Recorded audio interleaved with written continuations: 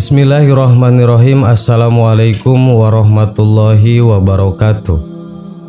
Sahabat yang beriman, seperti yang kita ketahui, anjing merupakan salah satu hewan yang banyak ditakuti oleh sebagian orang karena dianggap suka menggigit dan seluruh bagian tubuhnya bersifat najis.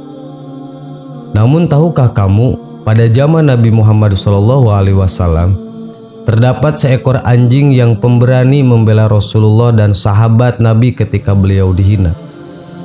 Rasulullah SAW merupakan utusan Allah dan merupakan manusia yang paling mulia di muka bumi ini.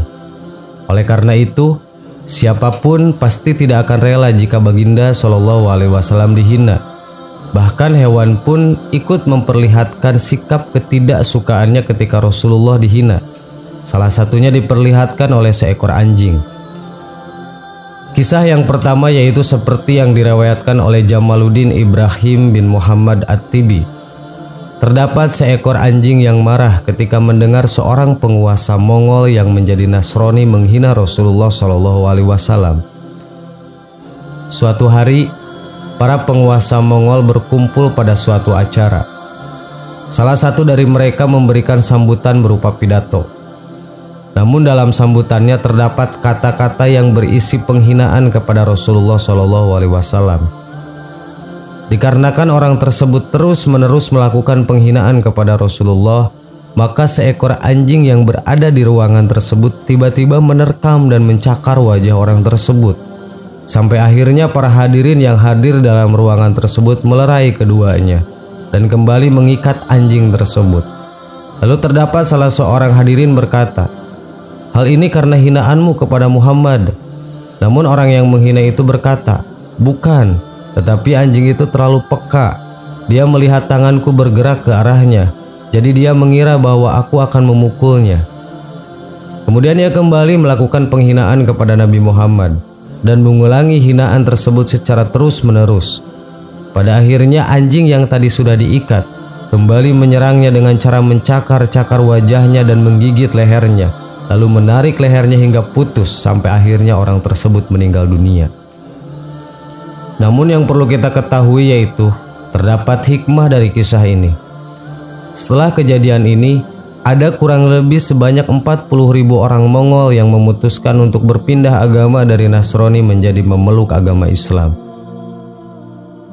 Selain kisah tersebut, terdapat kisah lainnya yang memperlihatkan tindakan seorang anjing yang berani membela sahabat Nabi ketika mereka dihina.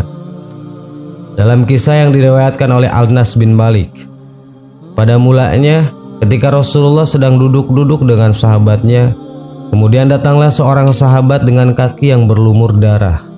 Seorang sahabat tersebut berkata, "Wahai Rasulullah, aku tadi berpapasan dengan seekor anjing milik si Fulan yang munafik. Kemudian dia menggigit betisku." Setelah itu Rasulullah pun mempersilahkan seorang sahabat tersebut untuk duduk. Tidak lama kemudian, ada seorang sahabat lagi yang datang kepada Rasulullah dan kakinya pun bercucuran darah. Lalu ia berkata kepada Rasulullah, "Wahai Rasulullah, aku tadi berjumpa dengan seekor anjing milik si Fulan, dia menggigit kakiku." Setelah mendengar perkataan dari kedua sahabat tadi, Rasul pun memutuskan untuk bertindak menemui anjing tersebut kemudian membunuhnya.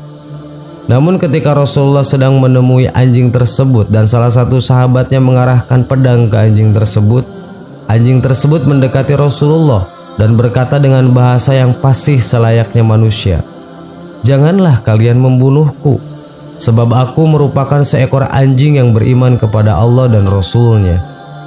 Kemudian Rasul pun bertanya kepada anjing tersebut, "Mengapa engkau menggigit kedua kaki orang ini?"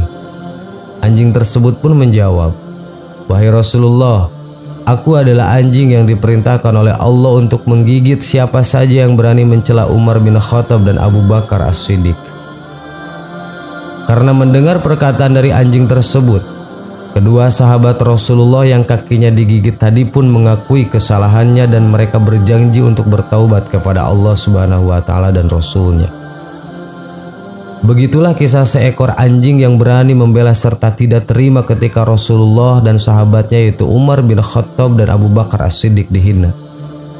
Karena seperti yang telah kita ketahui bahwa Rasulullah merupakan manusia yang paling mulia.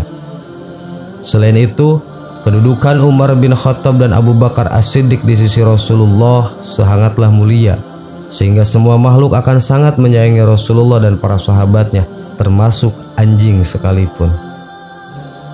Sahabat yang beriman, maka dari itu kita juga harus meneladani Rasulullah dan menyayangi beliau serta para sahabatnya.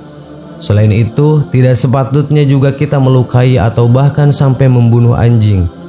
Sekalipun kita percaya kepada madhab Imam Syafi'i yang menjelaskan bahwa seluruh bagian dari tubuh anjing itu bersifat najis. Kita hanya boleh membela diri apabila anjing yang akan menyerang atau melukai kita. Wallahu a'lam. Wassalamualaikum warahmatullahi wabarakatuh.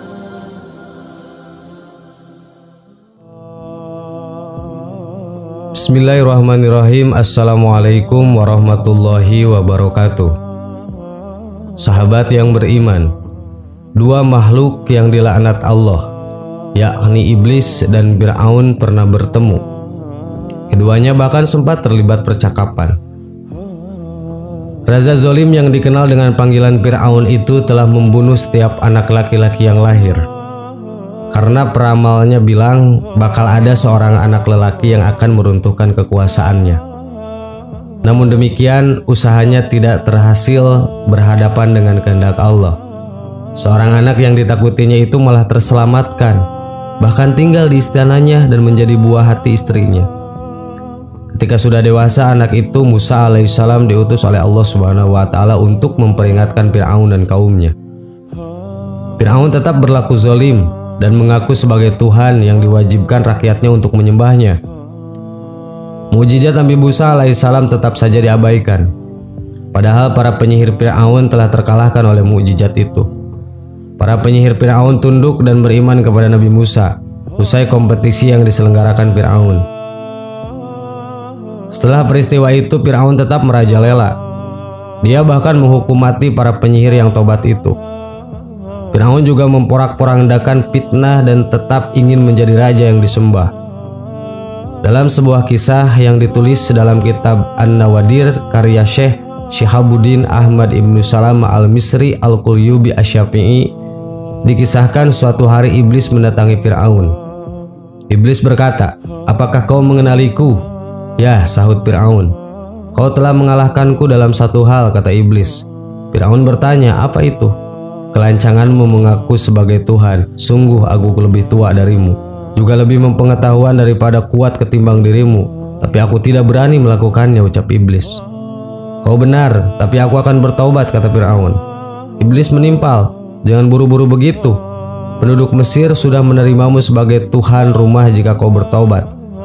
Mereka akan meninggalkanmu, merangkul musuh-musuhmu dan menghancurkan kekuasaanmu. Tinggal kau tersungkur dalam kehinaan." Mendengar itu, Fir'aun berkata, "Kau benar. Tapi apakah kau tahu siapa penghuni bumi ini yang jauh lebih buruk daripada kita berdua?" tanya Fir'aun. Iblis menjawab, "Ya, orang yang tidak mau menerima permintaan maaf orang lain. Ia lebih buruk dariku dan darimu." Islam selalu menganjurkanku untuk mewujudkan ukhuwah Islamiyah atau persaudaraan sesama muslim. Allah Subhanahu wa Ta'ala berfirman, "Orang-orang yang beriman itu sesungguhnya bersaudara. Sebab itu bagaikan hubungan antara kedua saudaramu." Quran Surat Al-Hujurat ayat 10. Sebegitu sulitnya dilakukan, tak heran apabila seseorang yang tidak memiliki sifat pemaaf dibandingkan dengan Fir'aun dan iblis. Jika seseorang memiliki kesalahan kepada sesama manusia, mungkin saja kesalahan itu sulit dimaafkan, tetapi perlu diketahui memaafkan menambah kemuliaan seseorang. Apabila seseorang memaafkan, maka Allah akan menambah kemuliaannya. Dan hal ini telah dikabarkan Rasulullah. Rasulullah bersabda, "Tidaklah seorang memaafkan kecuali Allah menambah kemuliaannya." Hadis riwayat Muslim. Sahabat yang beriman, semoga bermanfaat. Wallahu a'lam. Wassalamualaikum warahmatullahi wabarakatuh.